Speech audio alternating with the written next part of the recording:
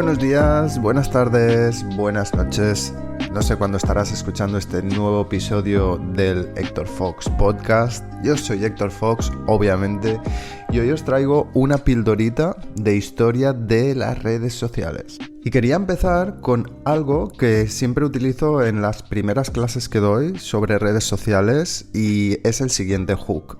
Cuando empiezo la clase, después de presentarme, obviamente, y todo el rollo, siempre pregunto: ¿sabes cuándo se construyó el primer edificio diseñado por un arquitecto? Y después pregunto también: ¿sabes quién fue el primer médico? ¿O cuándo empezó, desde cuándo data los registros del primer médico? Y aquí hay un pequeño plot twist, y es que las dos hazañas pertenecen a un mismo señor que se llama Imhotep, que es de Egipto y que data de 2600 a.C. ¿Qué quiero decir con esto? ¿Por qué estoy comparando peras con manzanas? ¿Por qué estoy hablando de Imhotep en el antiguo Egipto si realmente esto es una clase de redes sociales? No, os preguntaréis, obviamente. Esto es parte del hook inicial y tiene todo el sentido del mundo. No estoy en ningún momento comparando manzanas con peras. Lo que estoy haciendo es hablar de un tema del cual me gusta hablar bastante y del cual me gusta hablar bastante en el entorno profesional, y es la juventud de la profesión en las redes sociales. Es decir, estamos hablando de que todo el mundo sabe a qué se dedica un arquitecto o un médico, y es que son dos profesiones que tienen, atentos, 4600 años. Pero en cambio, si preguntamos por qué hace un community manager, o si preguntamos por qué hace un social media strategist, o si preguntamos por alguna profesión relacionada con las redes sociales, nadie o muy poca gente va a saber qué hace, a no ser que esté metida en el entorno. Os propongo un ejercicio, y es que si trabajáis en redes sociales, intentéis explicarle a vuestra madre qué es lo que estáis haciendo, o a vuestro padre, y si me apuráis, a vuestros abuelos. Y si sois arquitectos, intentéis explicarle lo mismo. O sea, no es lo mismo una profesión con 4600 años de historia que una profesión con apenas 10 años de historia. Y esto tiene sus pros y sus contras. Los pros es lo que me mantiene vivo dentro de las redes sociales, y los contras, to be honest, no es algo que me impacte mucho en mi día a día.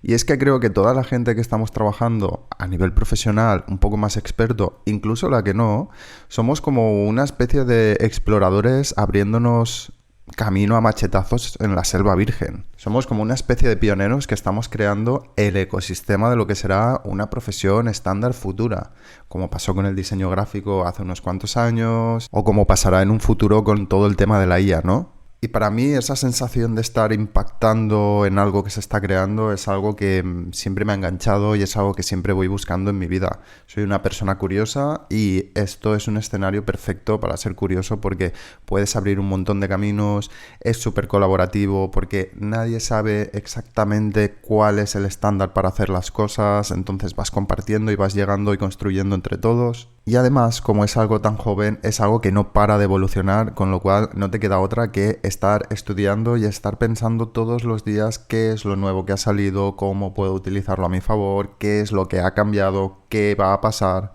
Y honestamente es un escenario en el que es difícil que te puedas aburrir. Y obviamente no todo es bueno, no todos son pros, también tiene contras, que creo que en un futuro os escribiré una newsletter sobre esto porque es muy interesante cuáles son los pros y los contras de una profesión joven.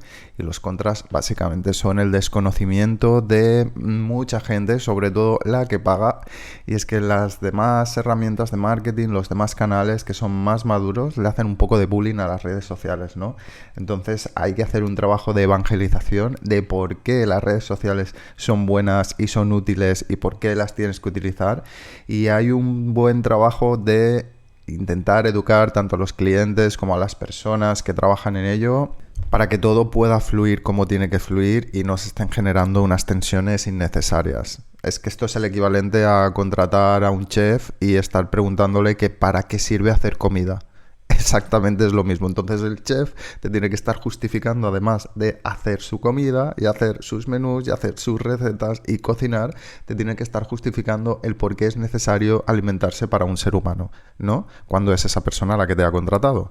Pero bueno, esto son cosas normales en una profesión que tiene 10 años, 15 años de historia a sus espaldas. Y aunque el sector del social media sea un baby, realmente hay una historia muy interesante que para mí consta de 5 fases, y creo que ahora mismo estamos en una transición en la cual No sé exactamente qué va a pasar y me gustaría debatirlo con vosotros. Y básicamente la clase de hoy se va a basar en hacer ese viaje desde, hago spoiler, 1997, que fue la primera red social, hasta ahora y ver qué ha pasado ahí, ¿no? Pero siempre antes de empezar a analizar la historia de algo, me gusta analizar ese algo, porque las redes sociales es algo que tenemos tan instaurado en nuestro día a día que es algo automático, ni siquiera nos paramos a pensar qué es una red social como concepto. Entonces, aquí me vais a permitir ponerme un poco técnico y vamos a intentar describir qué es una red social, porque todos digamos que lo tenemos claro, pero ¿qué es exactamente una red social? Entonces he intentado buscar como los puntos comunes de todas las redes sociales para generar una definición y diría así. Una red social es una plataforma digital que para mí se caracteriza por estos 5 puntos. Todas las redes sociales tienen estos 5 puntos y si le falta alguno de ellos, creo que no es una red social. El primero de ellos es que te permite crearte un perfil en el que pones tu info personal, tus fotos, tus intereses, enlaces a otros sitios. Sí, ya sé que esto es como muy obvio porque ya lo hacemos para todo. O sea, para una web, para cualquier app estamos poniendo toda nuestra información en el perfil. Pero os prometo que en 1997 eso no era algo estándar ni a nada normal. El punto número 2 es que permite compartir contenido, sí, segunda obviedad, pero no lo es tanto. Te permite subir y compartir contenido que puede ser visto, compartido o modificado por otros usuarios, otros perfiles. El número 3, que es para mí de los más interesantes, es que permite interacción entre usuarios. DMs, stories, comentarios. El siguiente punto también es clave, que es la construcción de comunidades, es decir, de redes más pequeñas basadas en intereses comunes, a.k.a. tu comunidad, a.k.a. los followers que tienes. Y acabamos con el punto número 5 y es que permite feedback y engagement, es decir, permite a los usuarios participar activamente mediante likes o votos. O sea, resumiéndolo rápido, tiene que tener un perfil, interacción entre usuarios, se pueda compartir contenido, puedas seguir a gente y puedas dar like. Fin, con eso tenemos una red social. Y ahora que ya tenemos las bases claras, ahora que ya sabemos lo que es una red social, ahora sí que es el momento de la pildorita de historia. Y antes de empezar os voy a recomendar que vayáis a la newsletter en texto y que veáis una gráfica que os he dejado con todas las fases, todas las redes sociales y cuándo se originaron y un poco el resumen, ¿no? Que esto es como una slide de las que utilizaba en clase para explicarlo todo. Y la verdad es que es bastante impactante porque cuando ves el recorrido de la historia de las redes sociales en una línea de tiempo y te das cuenta que TikTok salió en 2018, te explota bastante la cabeza. Así que una vez dicho esto, si tenéis el gráfico delante, genial, si no, no os preocupéis, lo seguimos por el audio. Empezamos con la clase sobre el origen de las redes sociales y sus fases. Empezamos por la fase 1 llamada proto-redes, que va desde 1997 hasta 2002. Aquí no existían las redes sociales, o sea, era movida de foros, chats, no sé si recordáis el chat de Terra o el IRL, y eran la cuna de la socialización digital, ¿no? Aquí nos encontramos la primera red social, la OG, que se llamaba 6 Degrees, y que es la pionera basada en la teoría de los 6 grados. Es decir, si tú conocías a 6 personas, esas 6 personas conocían a otras 6 personas y entonces 6 era el número que te permitía simplemente conocer a todo el mundo por esas permutaciones, ¿no? ¿Qué es lo que pasó? Que al principio nació y fue algo nuevo, pero estábamos en un punto en el que la gente no quería compartir sus datos, no se sentían seguros, no le encontraban tampoco mucho el sentido de compartir información personal en Internet. O sea, imaginad si a día de hoy todavía hay personas que no quieren poner su tarjeta de crédito, pues imaginaos en 1997. Y básicamente eran tiempos de descubrimiento, pero pues también de rechazo, ¿no? Simplemente los early adopters empezaban a trastear, pero Internet era totalmente lento. De hecho, es que no formaba parte de nuestro día a día. No teníamos Internet en casa la mayoría de gente. Sí, eso era así. Y tampoco teníamos smartphones. O sea, de hecho es que creo que, no sé cuándo salió el iPhone. Dejadme que lo vea un momento. Ok. Aquí lo tenemos, el iPhone, efectivamente, el primer iPhone salió a la venta el 29 de junio de 2007, o sea, es decir, en la fase 2. No sabía si poner la fase 1 como proto-redes, pero bueno, como encontramos a la OG, a la original, que fue 6 Degrees, era importante, pues no, contextualizar. Así que vamos a pasar a la fase 2, que ya es cuando salió el iPhone, pero salió al final de la fase 2, y era época de cibers, de Counter-Strike, de módems en casa, los primeros internet que estaban en casa y los primeros smartphones, que de hecho aparecieron también las primeras pantallas táctiles con los Sony Walkman y todas esas movidas, pero yo recuerdo que el primero que fue así súper tendencia, el primer smartphone, fue la BlackBerry, que tenía su BlackBerry Chat, y había poquita gente que tenía el iPhone a final de esta etapa, ¿no? En esta etapa las redes sociales de verdad empiezan a nacer. La primera que nació, sorprendentemente, fue LinkedIn, que ahí está sobreviviendo a día de hoy. Salió en 2003. Luego fue MySpace también en 2003. MySpace, qué tiempos aquellos en el que podías seguir a tus grandes grupos y ser su amigo. Y Facebook nació en 2004. Y esto marca el inicio de una era en el que las conexiones digitales y en el que las redes sociales iban a petar. O sea, fue el principio. En 2005 aparece YouTube. Creo que era como Anchas Castilla, me refiero en YouTube. Yo recuerdo tener un canal que se llamaba literalmente como mi nombre y apellidos y que tuve que borrar hace poco porque estuve recopilando qué había ahí y oh my god, si en alguna entrevista de trabajo hubieran mirado mi YouTube. Salir borracho con mi primo era lo mínimo que había ahí. O sea, es decir, lo utilizábamos de maneras distintas, ¿no? Luego Twitter salió en 2006 y Tumblr en 2007. Y son las que siguen el camino. Yo recuerdo que la primera que yo utilicé Twenty aquí en España antes que Facebook.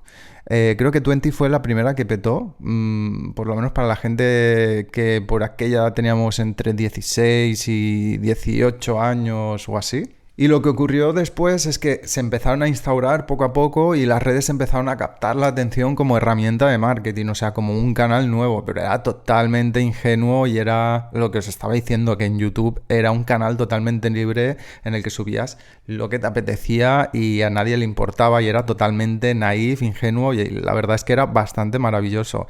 Y poco a poco empezamos a sentirnos más cómodos compartiendo información, haciéndote tus perfiles y lo más interesante de esta fase es que empieza a monetizarse el contenido, ¿no? Esto creo que fue liderado por YouTube con un sistema básico de CPM, que fueron pues los primeros youtubers tipo Auron, el Rubius, Vegeta, Willy Rex, los que empezaron a cobrar por 1000 views y se pagaba muy muy bien comparado con lo que es ahora. Aún así, YouTube a día de hoy sigue siendo como la fuente principal de muchos creadores de contenido y sigue siendo de las que mejor paga, sobre todo si la comparamos con TikTok, que te paga peanuts. Ok, estamos en 2010, estamos pasando a la fase 3 llamada consolidación, que va a ir hasta 2018 y aquí pasa algo que hace que todo explote. ¿De qué estoy hablando? De que ya hay un smartphone en cada bolsillo, ya hay un iPhone en cada bolsillo o un Android o whatever, pero son móviles con pantallas táctiles planas, con un montón de apps y ya está en el día a día instaurado tener un móvil y tener un móvil con datos en el bolsillo. Independientemente de esto, cada vez hay más internet en cada casa, que ya es normal en 2010 que todo el mundo tuviera su propio router o su propio módem en casa con cierta velocidad, con cierta comodidad, ¿no? Y si hablamos de redes sociales, ¿qué es lo que pasa aquí también, que es un game changer? Instagram nace en 2010. Pinterest también sale en 2010, que Pinterest, algún día hablaremos de esta plataforma, pero ha sido como el ave fénix, ¿no? Nació, creció, murió y ha vuelto a renacer ahora en 2023, creo yo, 2024, es muy potente. Y también aparece Snapchat en 2011 y empiezan a ganar tracción. Snapchat aquí, la verdad que en Europa no lo sé, en España no se utiliza mucho desde que Instagram le copió las stories, pero en Estados Unidos es una de las mainstream, ¿no? Otra cosa que también pasó que es muy importante es que el ser influencer pasa de ser un hobby a ser una profesión y hay gente que empieza literalmente a ser rica con esto de las redes sociales. Y obviamente las redes se integran en nuestra vida diaria y empiezan a tener un alto impacto en el tiempo de uso, incluso a tener influencia en elecciones, o sea, en política, en cultura, sobre todo Twitter. Incluso en comportamientos sociales, ¿no? O sea, ¿os acordáis de todo el meme de los palos selfies y todo esto?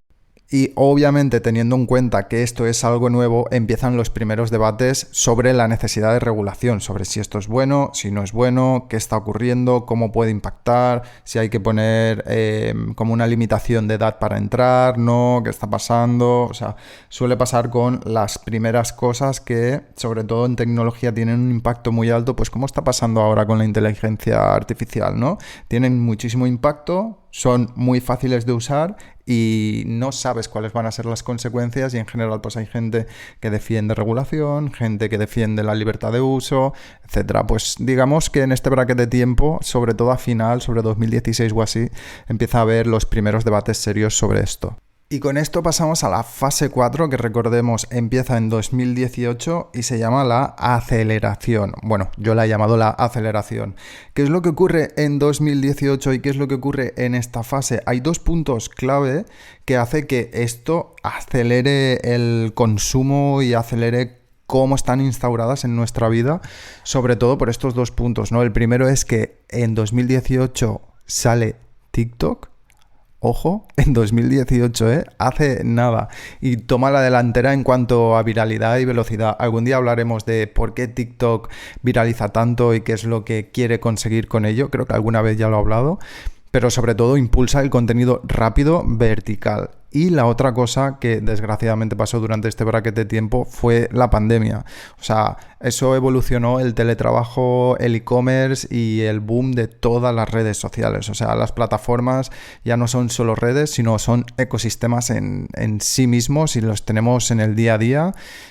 Si has sido creador de contenido o has podido trabajar durante ese tiempo en algo relacionado con redes sociales tipo Twitch, o sea, fue el auge de Twitch durante esta pandemia. Fue cuando nacieron figuras como Ibai, ¿no? Que de repente dieron la vuelta a la tortilla y era como algo de nicho, como era el gaming o como eran los directos, pasó a ser súper mainstream, con las campanadas de fin de año y con un montón de contenido que podías hacer porque todo el mundo estaba en casa y era como descomprimir, ¿no? De todo lo que estaba pasando. Otra cosa que empieza a pasar aquí muy interesante también es el cambio generacional, ¿no? La generación Z empieza a mandar y el contenido efímero y la viralización instantánea se vuelven como el nuevo estándar, ¿no? Se empiezan a utilizar las redes sociales de otra nueva manera, sobre todo liderada por la nueva generación que viene detrás. ¿Y qué ocurre con todo este boom de uso? Pues que empiezan las primeras señales de alarma básicamente en la salud mental, o sea, tics digitales, déficit de atención, adicción, comparación, depresión, dependencia digital, adicción a la dopamina, que al final lo que quieren los algoritmos es que estés ahí y meterte publi en los ojos, básicamente porque es lo único que monetizan a día de hoy. Y para mí la siguiente fase es, digamos, la más fea, pero la más necesaria para la que considero vendrá después, ¿no? Estamos hablando de la fase 5 y es la saturación, que va de 2022 a 2024. Básicamente, pues pandemia, o sea, se ha acelerado todo lo digital, el e-commerce, la inversión, el trabajo en redes sociales evoluciona muchísimo. Y lo que nos encontramos ahora es como contenido a bocajarro, cambios constantes en las plataformas, sensación de spam todo el rato, o sea, gente que empieza a desinstalarse las aplicaciones, y lo que os estaba diciendo antes es que los algoritmos están especializados en hacer que te quedes pegado al contenido, porque al final lo que monetizan son anuncios, no tienen otra manera de monetizar las plataformas. Entonces hacen que te quedes pegado al contenido, pero no como lo hace el Circo del Sol, sino como lo hacen los casinos, ¿no? Con técnicas un poco deplorables a veces.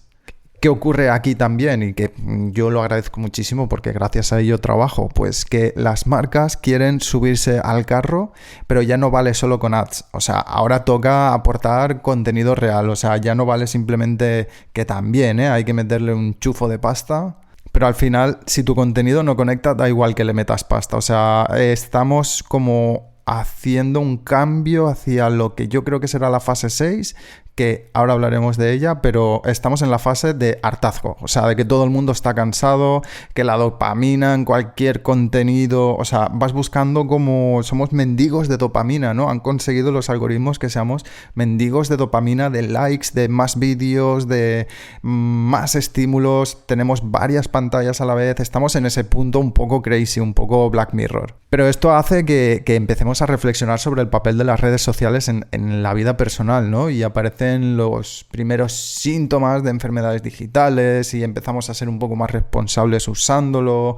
Y eso es para mí muy interesante porque, por ejemplo, mi evolución ha sido pasarme al slow content, ¿no? Por eso estoy haciendo podcast o por eso estoy haciendo newsletters. No estoy haciendo vídeos de 30 segundos, estoy haciendo podcasts que para un Gen Z maybe son un tostón. No creo que tengan el attention span para escucharse todo un audio, a no ser que tengan otra pantalla mientras juegan al League of Legends, por ejemplo. Entonces, todo esto nos está llevando a la fase 6, que es la que me gustaría debatir con vosotros y es un tema de conversación que me gusta bastante, ¿no? La fase 6 es ¿qué nos vamos a encontrar ahora? Yo, si os cuento mi opinión, es que debería venir la época dorada del contenido, ¿no? Me gusta ser positivo, pienso que las redes sociales son algo guay, son algo interesante y que lejos de ser un cáncer para la sociedad tienen unos pros enormes y te permiten conocer a gente con gustos similares y te permiten acceder a cosas que antes no podrías tener acceso, o sea, YouTube ha sido mi universidad. Sé que suena muy cutre, pero cuando he querido aprender algo, tienes la Biblioteca de Alejandría en YouTube, literalmente a unos clics, ¿no? Entonces, todo esto me lleva a pensar en una etapa con un consumidor más educado, más equilibrado, más demandante, más maduro y que quiera contenido de valor, o sea, que no se sienta estafado, que no se sienta robado, que si te doy mi tiempo, dame algo que me interese y hazme sentir parte de una comunidad genuina.